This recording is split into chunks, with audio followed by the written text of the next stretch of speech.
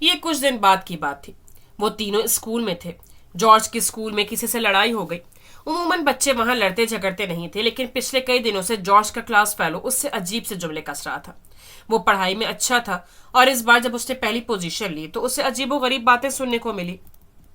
تم لوگوں کو کیا لگتا ہے جارج ذہین ہے اس لیے اس نے پوزیشن حاصل کی؟ اس کے باپ کے پاس بہت پیسہ ہے، وہ لوگ پیسے سے سب خریدتے ہیں. یہ دوسرے نمبر پر آنے والا لڑکا تھا. 13 سالہ یہ لڑکا آج کل ان سے خار کھانے لگا تھا. کئی بار جارج نے اسے کلاس میں غلط باتیں کرتے سنا اور نظر انداز کر دیا، لیکن اس دن حد ہو گئی. جھوٹی باتیں کرنے سے کچھ نہیں ہوگا، تم بھی فرسٹ آ سکتے ہو، بس تھوڑی سی زیادہ محنت کرنی ہوگی. میں تم لوگوں کی اصلیت اچھے سے جانتا ہوں، اس لیے تم کچھ نہ بولو تو بہتر ہوگا. وہ لڑکا نفرت سے بولا تو اس بار جارج کی تیوری چڑھ گئی. انہیں لڑائی جھگڑے سے منع کیا گیا تھا، اور ویسے بھی وہ دھیمے انداز کا مالک تھا، لیکن یہ باتیں اس کا دماغ خراب کرنے کے لیے کافی تھی. کیا جانتے ہو تم؟ بتاؤ ذرا. تم بتاؤ نا کہ تمہارا بھائی پاگل ہے. تم بتاؤ اس کا علاج چل رہا ہے، کیوں چھپا رکھا ہے پورے اسکول سے؟ لڑکا زور سے چلایا اور جارج اپنی جگہ پر ساکت رہ گیا.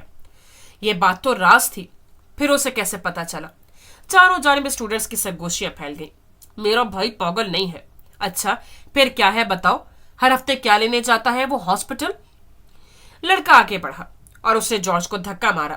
دراصل جس اسپتال میں ولیم کے سیشن ہوتے تھے وہاں اس لڑکے کی ماں سینئر نرس تھی. لڑکے نے وہیں ولیم کو دیکھا تھا. میں نے کہا بکواس بند کرو. جارج اس پر جھپٹ پڑا اور اگلے ہی میں وہ گتھم گتھا تھے. ولیم جب بریک ٹائم میں جارج کو بلانے آیا تھا وہ اسے جھگڑتے دیکھ کر ساکت رہ گیا. جارج نیچے تھا اور لڑکا اسے مار رہا تھا. اس نے کبھی لڑائی نہیں دیکھی تھی، اور ایک انسان جب ایک بار ہاتھ اٹھانا سیکھ جائے تو پھر اس کا ہاتھ نہیں رکتا. یاد رکھنا، جو شخص اپنے اپنوں کو مصیبت میں اکیلا چھوڑ دے وہ اپنے پروردگار کو بھول جاتا ہے. سرسراتی آواز سرگوشی نما ابھری، اور اگلے ہی پل ولیم کسی چھلاوے کی طرح اچھل کر لڑکے پر جھپٹا. اسے زوردار دھکا دیا اور پھر ساتھ والے ڈیسک پر رکھا بیگ اٹھا کر لڑکے کے سر پر دے مارا. اب وہ اوپر تھا، لڑکا نیچے.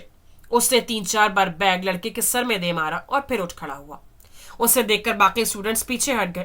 ہاتھ بڑھا کر جارج کو اٹھایا، گردن گھما کر سب کو دیکھا. شولے اگلتی آنکھیں، سب معروب نظر آنے لگے. ولیم نے اپنے سے بڑے لڑکے کو مارا تھا. اس سے پہلے وہ کلاس سے نکلتے ٹیچرز بھاگتے وہاں تک پہنچتے. لڑکا نیچے پڑا کر آ رہا تھا، جبکہ جارج پل بھر کو گھبرا گیا.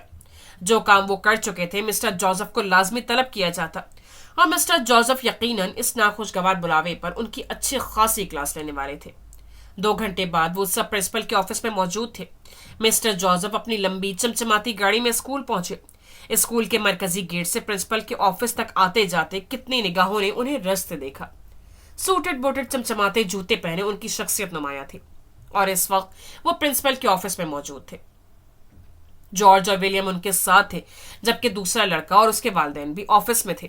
مسٹر جوزف کی شخصیت ایسی تھی کہ پرنسپل ان سے مروب نظر آتے تھے. تم کیوں آئے بیچ میں؟ جارج نے ولیم کے کان میں سرگوشی کی. اس کا ہونٹ پھٹا ہوا تھا، جبکہ دوسرے لڑکے کے ماتھے پر گومڑ بن چکا تھا. تم نے جھگڑا کیوں شروع کیا؟ اس سے تمہیں پاگل کہا، میں کیسے چپ رہتا؟ وہ دونوں کھا جانے والی نظروں سے سامنے بیٹھے اس لڑکے کو دیکھ رہے تھے، اور لڑکے کے تاثرات بھی کچھ مختلف نہ تھے. وہ تمہیں مار رہا تھا، میں کیسے پیچھے رہتا؟ ان کی خسر پھسر کی آوازیں بھن بھن کرنے لگی، جبکہ مسٹر جوزف خاموشی رہے. وہ گہری نگاہوں سے صورتحال کا مشاہدہ کر رہے تھے. مسٹر جوزف، آپ کو بتانا چاہیے تھا کہ آپ کا بیٹا ذہنی طور پر اب نارمل ہے. پرنسپل برہم لگ رہی تھی. اور آپ سے کس نے کہا؟ میں اسی اسپتال میں سینئر نرس ہوں جہاں آپ اپنے بیٹے کو سیشن کے لیے لاتے رہے ہیں، اور ہمیں تو یہ سمجھ نہیں آتا پرنسپل نے آپ نے ایسے بچے کو داخلہ کیسے دیا؟ توپوں کا رخ اب پرنسپل کی طرف تھا. مسٹر جوزف، آپ کچھ کہیں گے؟ پرنسپل اب مسٹر جوزف سے استفسار کرنے لگی. ان پر ہاتھ ڈالنا اتنا آسان نہیں تھا. آپ ابھی بھی ان سے پوچھ رہی ہیں؟ آپ کو نارمل بچوں کی کوئی پرواہ نہیں ہے؟ اگر میرے بیٹے کو کچھ ہو جاتا تو؟ وہ دونوں میاں بیوی بھڑکے ہوئے تھے. دیکھیں، اسکول کے اصولوں کے مطابق آپ کو بچے کی میڈیکل رپورٹ جمع کروانی ہوتی ہے، یہ ضروری ہے. مسٹر جوزف کی خاموشی پرنسپل کو کھٹک رہی تھی، جبکہ جارج اب لڑکے کو دیکھ رہا تھا جو تمسخرانہ مسکراہٹ اچھال رہا تھا. جارج نے داہنا ہاتھ اٹھا کر سیدھا کیا اور گردن پر پھیرا. وہ اس کا پتہ کٹ جانے کا اشارہ کر رہا تھا، جبکہ دوسرا لڑکا اپنا قوت سے منہ موڑ گیا. دونوں اچھی خاصی چوٹ کھانے کے بعد بھی سکون سے نہیں بیٹھ رہے تھے. میڈیکل رپورٹ میں اسپتال سے لا کر دوں گی. آپ برائے مہربانی ایسے بچے کو فوراً اسکول سے نکالیں. اگر کل کو اس نے کسی کی جان لے لی تو پھر؟ اشارہ ولیم کی طرف تھا. اگر رپورٹ سے یہ ثابت ہوا کہ ولیم کا ذہنی توازن درست نہیں ہے تو ہمیں معذرت سخت کارروائی کرنی پڑے گی۔ اور رپورٹ کلیئر ہوئی تو؟ سر سپاٹ تاثرات سے پوچھا گیا۔ پرنسپل کے ساتھ ساتھ دوسرے لڑکی کی باپ نے چونک کر مسٹر ولیم کو دیکھا۔ تو اس کا فیصلہ جیوری کرے گی، پرنسپل نے سنبھلتے جواب دیا۔ ہرگز نہیں، آپ لوگ مجھ پر انگلی اٹھا رہے ہیں، جوزف پیٹرسن پر۔ انہوں نے شہادت کی انگلی سے اپنے سینے پر دستک دی۔ چہرہ سپاٹ تھا جبکہ آنکھیں شعلے اگل رہی تھی۔ یہ میری بدنامی ہے، میں اسے ایسے ہی نہیں جانے دوں گا۔ اگر رپورٹس کلیئر ہوئی تو ایسے بچے کو اسکول سے نکالا جائے گا جو دوسرے بچوں پر الزام لگائے، ان کی شخصیت کو داغدار کرے۔ منظور ہے؟ انہوں نے کھلے عام لڑکرانہ لہجے میں کہا۔ پرنسپل نے بے ساختہ دوسرے لڑکے کے والدین کی جانب دیکھا۔ وہ پل بھر کو گھبرا گئے لیکن لڑکے کی ماں کو پورا بھروسہ تھا۔ ہمیں منظور ہے، وہ اپنی گھبراہٹ پر قابو پاتی فوراً بولی۔ ایک صفاقانہ سی مسکان مسٹر جوزف کے لبوں پر دوڑ گئی۔ اسپتال فون کر کے رپورٹ منگوا لی گئی تھی اور 1 گھنٹے بعد جیوری فیصلہ سنا چکی تھی۔ ولیم کی رپورٹ کلیئر تھی، اس کا سالوں سے چلتا علاج کامیاب رہا تھا، وہ اب نارمل تھا، بالکل باقی بچوں کی طرح۔ دوسرے لڑکے کو اسکول سے نکالنے کا حکم دیا گیا۔ لڑکے کے والدین تو صدمے میں چلے گئے۔ آپ لوگ ایسا نہیں کر سکتے، پرنسپل صاحبہ ہماری بات سنیں۔ لڑکے کے والدین پرنسپل کے پیچھے لپکے۔ انہوں نے اپنی پوری کمائی لگا کر اپنے بیٹے کو اس اسکول میں داخل کروایا تھا۔ مجھ سے بات کرنے کی ضرورت نہیں ہے، یہ آپ لوگوں کا فیصلہ تھا۔ جو بات کرنی ہے مسٹر جوزف سے کریں۔ پرنسپل نے اپنے آفس میں داخل ہوتے دروازہ ان کے منہ پر بند کر دیا، جبکہ وہ دونوں میاں بیوی حواس باختہ مسٹر جوزف کی جانب لپکے۔ وہ جارج اور ولیم کو گھر لے جا رہے تھے۔ آج کے لیے اتنا کافی تھا۔ جارج کے ہونٹ پر مرہم پٹی کر دی گئی تھی۔ مسٹر جوزف پلیز ہماری بات سنیں۔ وہ لپک کر ان کے راستے میں حائل ہوئے۔ مسٹر جوزف کی بھویں سکڑ گئی۔ ان کے بیٹے کو اسکول سے نکالا گیا تھا، یہ چھوٹی بات نہیں تھی۔ ہم معافی مانگتے ہیں اپنے اور اپنے بیٹے کی طرف سے، پلیز ہمیں معاف کر دیں۔ ہمارے بیٹے کو اسکول سے نکالنے کا فیصلہ واپس لے لیں، وہ کبھی آپ کے بیٹوں کو تنگ نہیں کرے گا، خدا کا واسطہ ہے۔ اسٹوڈنٹس ٹیچر کلاس کی کھڑکیوں سے جھانکنے لگے۔ ہر سو سناٹا تھا۔ جوزف پیٹرسن سب معاف کر سکتا ہے لیکن عزت پر انگلی اٹھانے والے کو نہیں۔ اپنی جانب اٹھنے والی انگلی کو وہ بازو سمیت دھڑ سے اکھاڑ پھینک دینے کے روادار تھے۔ رحم کریں، خدا کا واسطہ ہے۔ نسوانی آہو پکار گونجتی رہی لیکن وہاں کسی کو کوئی فرق نہیں پڑتا تھا۔ مسٹر جوزف اپنے ساتھ جارج اور ولیم کو لے کر جا چکے تھے۔ یہ ولیم کی 10ویں سالگرہ تھی جب جوزف پیلس میں ایک اور نفوس کا اضافہ ہوا۔ مسٹر جوزف کی انگلی تھامے وہ پیلس میں ٹھیک اسی طرح داخل ہوئی جیسے 5 سال پہلے ولیم آیا تھا۔ بلانڈ بالوں والی نینسی جیسن مسٹر جوزف کی بھانجی تھی۔ حال ہی میں مسٹر جوزف کی اکلوتی بہن اور بہنوئی کا ایک کار حادثے میں انتقال ہو گیا۔ مسٹر جوزف نینسی کو پیلس لے آئے۔ وہ ولیم کی ہم عمر تھی۔ وہ دونوں ایک دن پیدا ہوئے تھے۔ دونوں کی آج 10ویں سالگرہ تھی۔ جوزف پیلس کو اندر سے برقی قمقموں سے سجایا گیا۔ پیلس کے اندر ہی تقریب تھی۔ مسٹر جوزف کے کچھ اہم مہمان مدعو تھے، کچھ رشتہ دار اور باقی ملازمین تھے۔ جارج، ولیم اور نسا تینوں نینی کے ساتھ ہاتھ میں گلدستہ پکڑے نینسی کے استقبال کے لیے کھڑے تھے۔ مسٹر جوزف نینسی کا تعارف باری باری سب سے کروانے لگے۔ سب سے پہلے نینسی نسا سے ملی۔ نسا کے بال گہرے لال تھے، کسی سیاہ چہری کی طرح، اور اس کی آنکھیں بھوری مائل تھی۔ نینسی نے نسا سے ہاتھ ملایا جو اسے دیکھ کر مسکرائی تھی۔ اس کے بعد جارج تھا۔ وہ اپنی ماں جیسا تھا لیکن آنکھیں مسٹر جوزف جیسی سیاہ تھی۔ وہ نینسی کو دیکھ کر شرما سا گیا۔ پھر نینی تھی۔ نینی نے نینسی کو ٹھیک اسی طرح گلے لگایا جیسے ولیم کو لگایا، اور آخر میں ولیم تھا۔ ہیلو۔ گہری قطعی آنکھوں والا ولیم جوزف ایک طرح سے اس کا جڑواں تھا کیونکہ دونوں کی پیدائش ایک ہی تھی۔ ولیم نے ایک نظر اپنے سامنے کھڑی نینسی کو دیکھا۔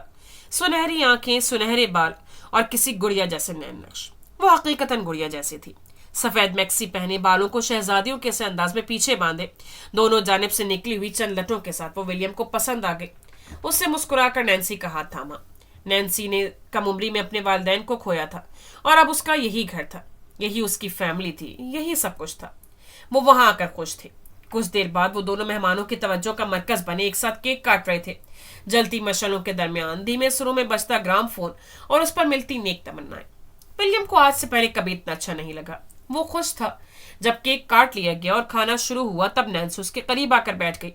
اس کے اٹھنے بیٹھنے میں ایک رکھ رکھاؤ تھا، یوں جیسے وہ کسی شہزادی کی زندگی جیتی آئی ہو۔ تمہیں اپنے 10ویں جنم دن پر کیسا لگ رہا ہے؟ اس نے براہ راست ولیم سے پوچھا۔ گردن ایک ادا سے اٹھی ہوئی تھی، ہاتھ نفاست سے گود میں رکھے ہوئے تھے۔ یہ سب اچھا ہے لیکن مجھے بہت اچھا لگ رہا ہے۔ میں پہلی بار کسی ایسے انسان سے ملی ہوں جس کا جنم دن میرے ساتھ آتا ہو۔ وہ ذرا سا رخ موڑ کر ایک ادا سے مسکرائی۔ ولیم نے جوزف پیلس کی چکا چوند کو ان سنہری آنکھوں کے سامنے مدھم ہوتے دیکھا۔ تو یہ کہ ہمیں اچھا دوست بننا چاہیے۔ میں مختص دوست بناتا ہوں، اور میں بناتی ہی نہیں، کوئی مجھے اپنے جیسا نہیں لگتا۔ آدھا قائم رہی۔ ولیم مسکرا دیا۔ ڈن، اس نے اپنی طرف سے پکا کر دیا، اور اسی کے انداز میں نینسی نے بھی۔ اور یوں ایک ایسے رشتے کا آغاز ہوا جس میں سب کچھ تھا، دوستوں جیسا پیار، بہن بھائیوں جیسا احترام، اور دشمنوں جیسی ضد۔ وہ سچ میں جڑواں بن گئے، جو ایک کرتا وہی دوسرا کرتا۔ نینسی بہت جلد گھل مل گئی۔ وہ ولیم کی کلاس میں تھی، دونوں کا کورس ایک ہوتا، اسائنمنٹ ایک ہوتا، دونوں ہوم ورک ایک ساتھ کرتے اور دونوں کو ایک جیسے کھیل پسند تھے۔ ولیم نارمل ہوتا گیا، وہ نارمل بچوں کی طرح رد عمل ظاہر کرنے لگا، خوشی کا، غم کا، غصے کا، وہ سب ظاہر کرنے لگا۔ وہ شرارتیں کرنے لگا، ہیلوسینیشنز ختم ہو گئے، سب ٹھیک ہو گیا۔ وہ سب ساتھ میں بڑے ہو رہے تھے۔ مسٹر جوزف انہیں دنیاوی تعلیم دلا رہے تھے تو نینی دینی تعلیم کی طرف توجہ دے رہی تھی۔ وہ انہیں ہر اتوار چرچ لے کر جاتی، انہیں ہر رات درس دیتی، انہیں قصے کہانیاں سناتی۔ جوزف پیلس میں زندگی گونجنے لگی تھی، اور مسٹر جوزف بے فکر ہو کر اپنے کام کی طرف متوجہ ہو گئے۔ انہیں بلندیوں کو چھونا تھا، لیکن وہ بچوں سے ہرگز غافل نہ ہوئے تھے۔ انہوں نے ڈسپلن قائم رکھا۔ ان چاروں کی پسندیدہ فلم دا کرونیکلز آف نارنیا تھی، جس میں وہ چاروں بہن بھائی خود کو پاتے تھے۔ پیلس کی بڑی الماریوں کے اندر چھپ کر وہ مووی کے سینری کریٹ کرتے۔ وہ چاروں ایڈمز کے بیٹے اور بیٹیاں تھے۔ تہ خانے سے انہیں اسٹوڈیو کے کچھ پرانے کاسٹیومز مل جاتے، جنہیں پہن کر وہ چاروں شہزادے اور شہزادیاں بنے گھومتے۔ جارج زیادہ پڑھائی پہ توجہ دیتا تھا، جبکہ نسا تھوڑی کم اور ڈرپوک تھی، پر ولیم اور نینسی ہر کام میں آگے ہوتے۔ مسٹر جوزف کی غیر موجودگی میں پورے پیلس ان کے اعتاب کے زیر نظر ہوتا، اور یہ سب ہائی اسکول تک چلتا رہا۔ زندگی خوبصورت تھی، بالکل کسی خواب کی طرح، پر یہ خواب زیادہ دیر قائم نہیں رہا۔ پھر زندگی نے رخ موڑا تو سب بدلنے لگا۔ وقت ایک سا نہیں رہتا، اور زندگی میں ہونے والے حادثات انسان کو بدل دیتے ہیں، اور ایسے کئی حادثے ان کی زندگی میں پیش آئے جس نے انہیں بدل کر رکھ دیا۔ جیسے جیسے وقت گزر رہا تھا، star light studio production house کا نام مزید روشن ہونے لگا۔ مسٹر جوزف کا یہ پروڈکشن ہاؤس ملک کا ٹاپ پروڈکشن ہاؤس تھا، جہاں بڑے بڑے برانڈز کے کمرشل کیے جاتے۔ مسٹر جوزف نے جانے کتنے کامیاب ماڈلز اور اداکار اس پروڈکشن ہاؤس سے نکالے تھے۔ شوبز انڈسٹری میں ان کا نام کا ڈنکا بجتا تھا۔ وہ لوگ محنت کرتے تھے، خوب محنت، وہ محنت جس سے انہیں فائدہ ہوتا۔ لوگ ان کی عزت کرتے تھے، ان کے کام کو سراہتے تھے۔ پچھلے 5 سالوں سے وہ فلم انڈسٹری میں قدم رکھ چکے تھے، اور 5 سالوں میں انہوں نے 5 فلمیں اور کئی ٹی وی سیریز کی تھیں جو سپر ہٹ تھیں۔ وقت کے ساتھ ساتھ ان کا کام ان کا جنون بنتا جا رہا تھا۔ کچھ لوگوں کو پیسے کی حوث ہوتی ہے، جبکہ جوزف پیٹرسن کو نام کی حوث تھی، شہرت کی تھی، ہمیشہ چمکتے رہنے کی۔ انہیں روشنی میں رہنے کی عادت تھی، اور اس کے لیے وہ کچھ بھی کر سکتے تھے۔ اس لیے انہوں نے ایک بڑا فیصلہ کیا۔ جارج ہائی اسکول کے بعد کالج جا چکا تھا۔ اس نے اپنے باپ کی طرح فلم اور ہدایت کاری کو چنا۔ وہ ذہین اور محنتی تھا، اسی لیے مسٹر جوزف نے اسے ہدایت کاری کی پڑھائی کے لیے بھیج دیا، جبکہ نینسی اور ولیم کا ہائی اسکول کے آخری سال تھا۔ اس سال انہوں نے فیصلہ کرنا تھا کہ وہ آگے کیا کرنا چاہتے ہیں۔ جارج گرمی کی چھٹیوں میں گھر آیا تو مسٹر ولیم نے شام کی چائے کے بعد اہم میٹنگ کا اعلان کیا۔ سب حیران تھے۔ میٹنگ کیوں رکھی جا رہی تھی کوئی نہیں جانتا تھا، لیکن اس میٹنگ میں سب کا موجود ہونا ضروری تھا۔ باہر موسم خوشگوار تھا، بادل چھائے ہوئے تھے، اور بارش کبھی بھی وقت ہو سکتی تھی۔ لاؤنج میں رکھے قیمتی صوفوں پر وہ سب ٹکے ہوئے تھے۔ کچن سے چائے کی اٹھتی مہک مسحور کن تھی۔ مسٹر جوزف سربراہی صوفے پر بیٹھے تھے، ٹانگ پر ٹانگ جمائے، ڈریس پینٹ اور سفید شرٹ پہنے جس کے کف فولڈ تھے، اور بیش قیمت گھڑی پہنے وہ اپنے سامنے بیٹھے ولیم کو دیکھ رہے تھے۔ مسٹر جوزف کنکھیوں سے ولیم کو دیکھ رہے تھے، اور ان کے ساتھ والے صوفے پر ایک جانب نانی تو دوسری جانب جارج بیٹھا تھا۔ گرے پینٹ اور نیلی گول گلے والی ٹی شرٹ میں وہ ادب سے بیٹھا تھا۔ وہ بڑا بیٹا تھا، اور اس کا کام اپنے باپ کو خوش رکھنا تھا۔ وہ ان کی محبت کے لیے، انہیں خوش کرنے کے لیے ہر وہ کام کرتا جو اسے ناپسند ہوتا۔ اسے نہ کرنا نہیں سیکھا تھا۔ وہ ذہین تھا، لیکن اس کی شخصیت ایسی نہیں تھی جو ماڈل یا ایکٹر کی ہوتی۔ اس لیے مسٹر جوزف نے اسے ڈائریکشن کی جانب لگایا، اور جارج نے کھلے دل سے قبول کر لیا۔ وہ ایک اچھا ڈائریکٹر بن سکتا تھا۔ مسٹر جوزف کنکھیوں سے ولیم کو دیکھتے رہے۔ وہ سفید بیگی پینٹ پر کالی پولو شرٹ پہنے ہوئے تھا، بال پیچھے کی جانب سیٹ تھے، اور اس کی قطعی آنکھیں کسی کو بھی اپنی طرف راغب کر سکتی تھی۔ وہ بالوں اور آنکھوں کے رنگ کو چھوڑ کر اپنی شخصیت میں کسی حد تک مسٹر جوزف کی کاپی تھا۔ وہ وجید تھا، اس کی ذات میں ایک بے نیازی تھی جو کسی کو بھی اپنی جانب کھینچ لیتی، اور وہ قد میں ان کے برابر آ گیا تھا۔ اسے دیکھ کر مسٹر جوزف کی آنکھوں کی چمک بڑھ گئی۔ وہ مستقبل کا ایک چمکتا ستارہ تھا۔ ایسا ستارہ جسے سالوں پوجا جاتا، بس اسے کسی ہیرے کی طرح تھوڑا تراشنے کی ضرورت تھی، اور مسٹر جوزف چاہتے تھے یہ کام ابھی سے شروع ہو۔ انہوں نے ولیم سے نظریں ہٹا کر نینسی کو دیکھا۔ وہ بے پناہ حسین لڑکی تھی، لیکن مسٹر جوزف اسے ایکٹنگ کی جانب نہیں لانا چاہتے تھے۔ پھر نسا کو دیکھا جو نینسی سے لگی بیٹھی تھی، وہ ابھی چھوٹی ہے۔ ہائی اسکول کے بعد تم دونوں نے کیا سوچا ہے؟ وہ براہ راست ولیم اور نینسی سے مخاطب ہوئے۔ ان کا آخری سال تھا، لہجہ حد درجہ سنجیدہ رکھا تھا، ایک ہاتھ کو ٹانگ پر رکھے جبکہ دوسرے میں سلگتا مہنگا سگار لیے ان کی نظریں ولیم کو پڑھنے کی کوشش کر رہی تھی۔ ہم دونوں کافی اسکول پروجیکٹس میں کام کرے ہیں، اور مجھے لگتا ہے میری دلچسپی کاسٹیوم ڈیزائننگ کی طرف ہے۔ نینسی پہلے بولی۔ وہ پورے اعتماد تھی، اپنے فیصلے لے سکتی تھی۔ اب تک وہ اور ولیم ہمیشہ ایک ہی کام کرتے رہے تھے، لیکن انہوں نے وعدہ کیا تھا کہ ہائی اسکول کے بعد جس کی جس فیلڈ میں دلچسپی ہوگی وہ وہی کام کرے گا۔ اور ولیم تو؟ مسٹر جوزف نے ولیم کو مخاطب کیا۔ سگار سے اٹھتے دھوئیں کے مرغولوں میں انہیں کئی سال بعد ولیم الجھا ہوا نظر آیا۔ وہ کافی سنجیدہ تھا، بھویں سکڑی ہوئی تھی، اور وہ کسی غیر مرئی نقطے پر گھور رہا تھا۔ حقیقت تو یہ تھی وہ اپنے اندر کی اس جلن کو مٹانے کی کوشش کر رہا تھا جو صبح سے سینے میں جاری تھی۔ آج صبح وہ کسی کام سے تہخانے میں گیا تو اسے اپنا مطلوبہ سامان ڈھونڈتے ایک چھوٹا سا لکڑی کا باکس ملا، جسے دیکھ کر وہ ساکت ہو گیا۔ دماغ میں درد کی گہری ٹیس اٹھی۔ یہ باکس اسے بچپن میں کہیں دیکھا تھا۔ ماضی کے منظر کسی فلم کی طرح تصور کے پردے پر لہرانے لگے۔ یہ باکس اس کی ماں کا تھا۔ ولی، وہ پکار واضح ہوئی۔ ہنستے مسکرانے کی آوازیں ابھری۔ اس سے کانپتے ہاتھوں سے وہ مٹی سے اٹا باکس اٹھایا۔ دل تیزی سے دھڑک رہا تھا۔ وہ وہاں نینسی کے لیے ایک پرانا کاسٹیوم لینے آیا تھا جس کی اسے اسکول کی کسی تقریب کے لیے ضرورت تھی، پر وہ نہیں جانتا تھا سالوں بعد اس کا سامنا اپنے بچپن سے ہو جائے گا۔ اس نے کانپتے ہاتھوں سے باکس اٹھایا اور اسے کھولا۔ ٹیک کی آواز سے ڈھکن اوپر اٹھ گیا، اور پھر اندر رکھی اس تصویر کو دیکھ کر اس کی آنکھیں دھندلا گئیں۔ وہ تصویر اس کی ماں کی تھی۔ سفید رنگ کے اسکارف میں وہ ولیم کو اپنے حصار میں لیے بیٹھی تھی۔ وہ دونوں مسکرا رہے تھے، لیکن اسے اپنی ماں کی آنکھوں میں نمی واضح دکھائی دے رہی۔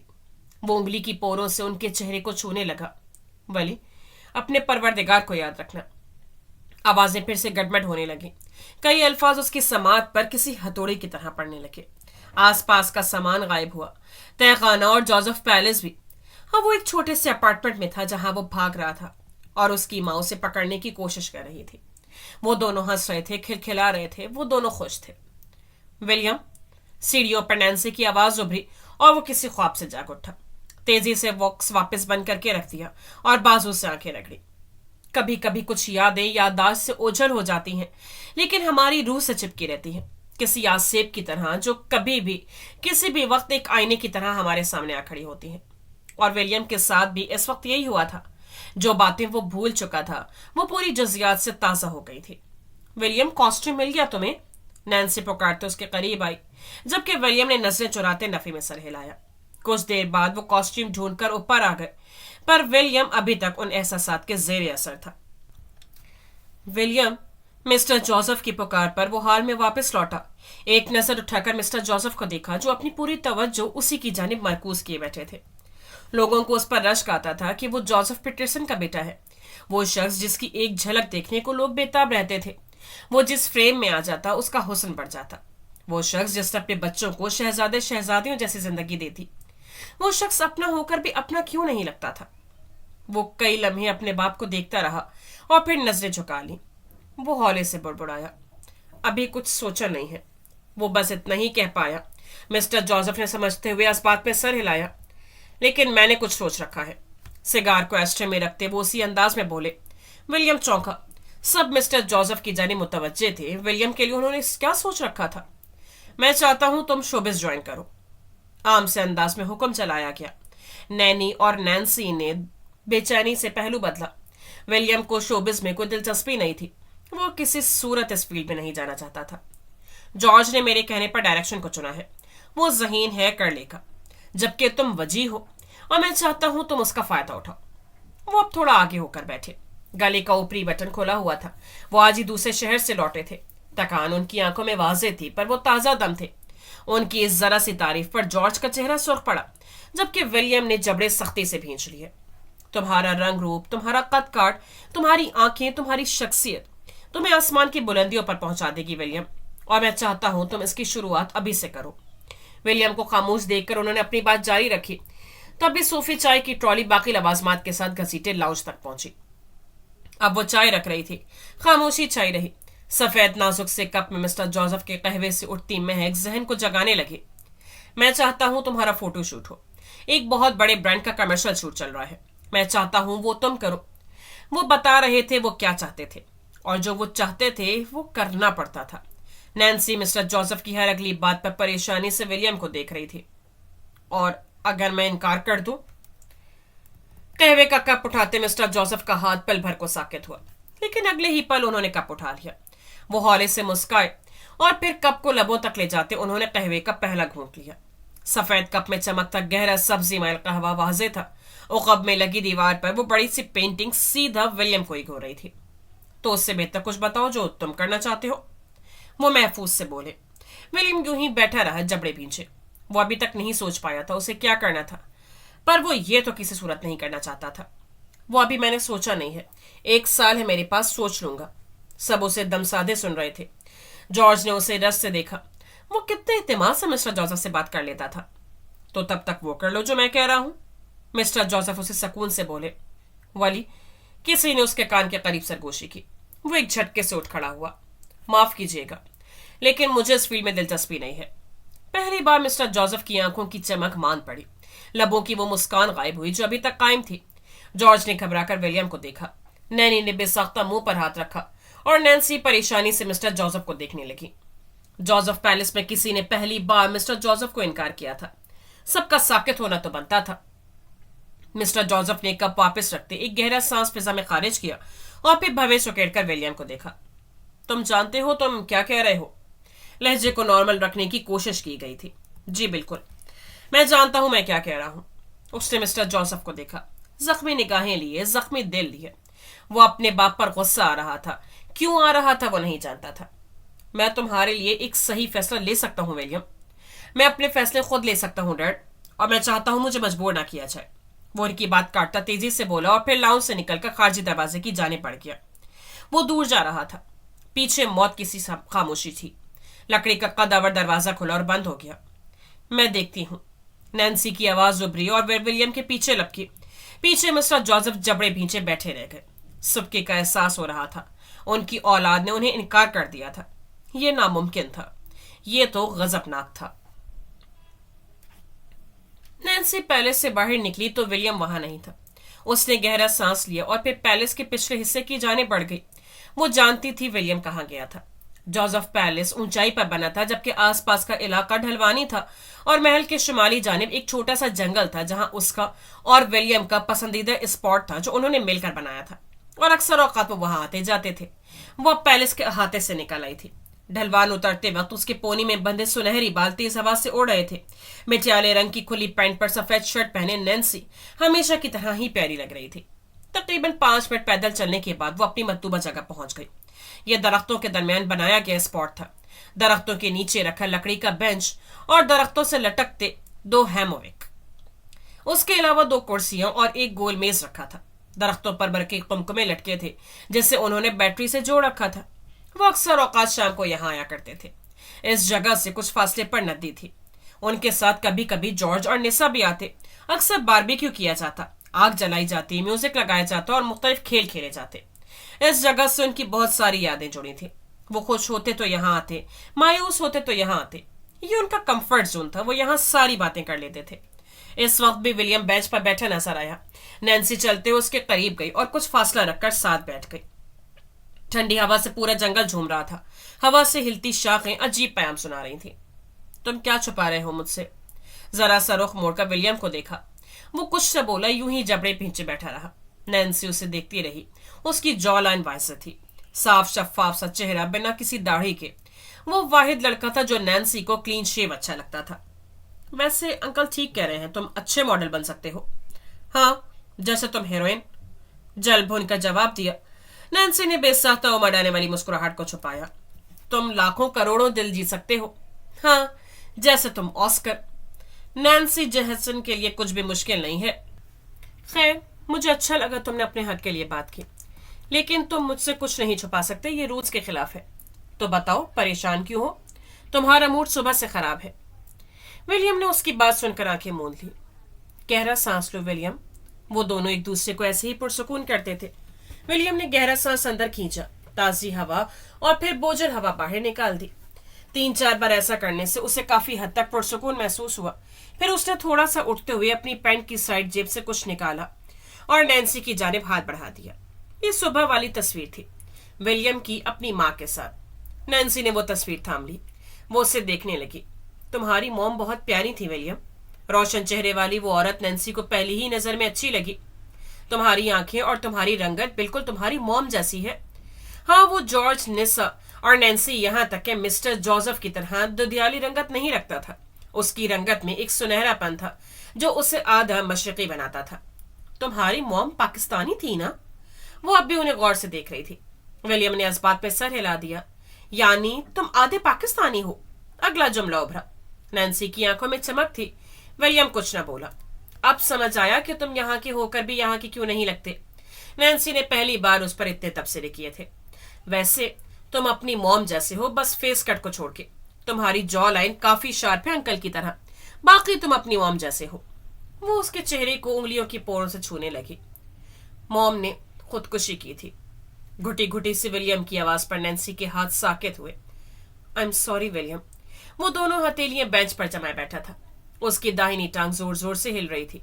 वो सुबह से बेचैन था। नैन्सी ने उसे देखा और फिर उसके दाहिने हाथ पर अपना बायां हाथ रख दिया।